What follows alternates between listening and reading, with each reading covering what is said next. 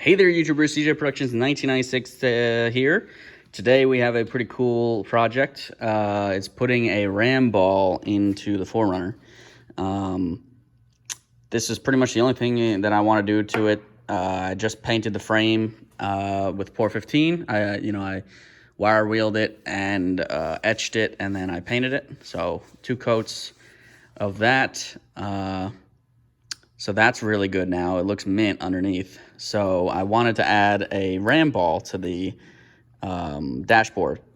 So a lot of people are mounting it here on the side, and I was thinking to myself, well, that's just a big flat open space, the vibration, the, jostling, if I hit bumps or curbs or whatever, eventually it will probably crack. Yeah, I could probably fab up a backing plate or something for that. And one guy's video, he took this off and it was ribbed under here. And I said, well, the ribs are actually better, for just weight distribution and, just better. So I measured down into the middle of the ribs, and then I measured the edge so that my hole was in the center of the ribs, and I drilled it, and it's actually in the center. So I did all that measurements outside. So that's what it looks like. I drilled a 1/4-inch hole. I bought this 1/4-20 ram ball mount. I bought the small arm. And then, of course, I have this from my motorcycle. So I can swap this back whenever I'm using my motorcycle.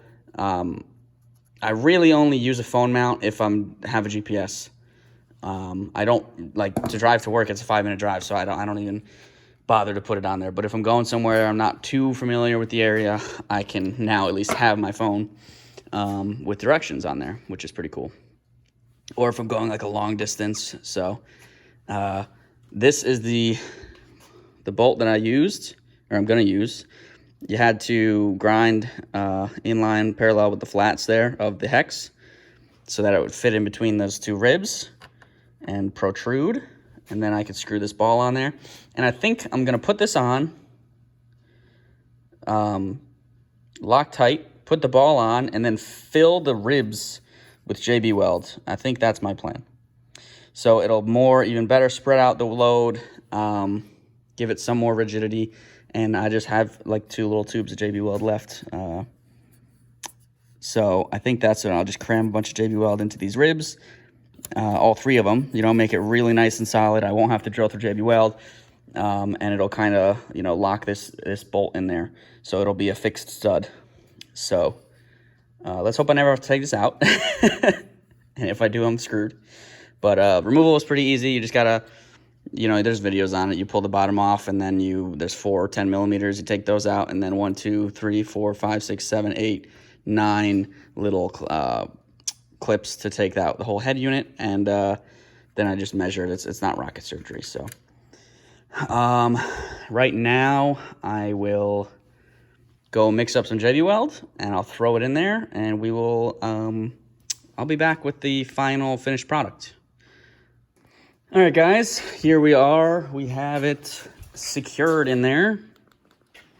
So as you can see, there's the bolt head, and I just JB welded all the fins in there, those struts, braces, whatever you want to call them, just to spread the load a little bit. I might have JB welded this vent in there, but I don't really care. If it breaks, I'll have to cut it out or something. But yeah, there's the ball on there. Put some Loctite on there after. So I put the bolt in there, just barely put the ram ball on there and pushed it up. Packed some JB Weld in there and then pulled it down. Then tightened the ball all the way down. Then, JB Welded all around it into those fins. And this is all upside down at this point. And then I unscrewed the ball, put some 242 Loctite on the inside of the thread, and just threaded it on, tightened it down. I'll have to leave it upside down like this. I don't know the cure time on that.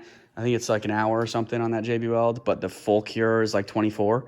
So I'll wait for it to harden up so it doesn't drip when I flip it over. So I might wait 24 hours, but probably not.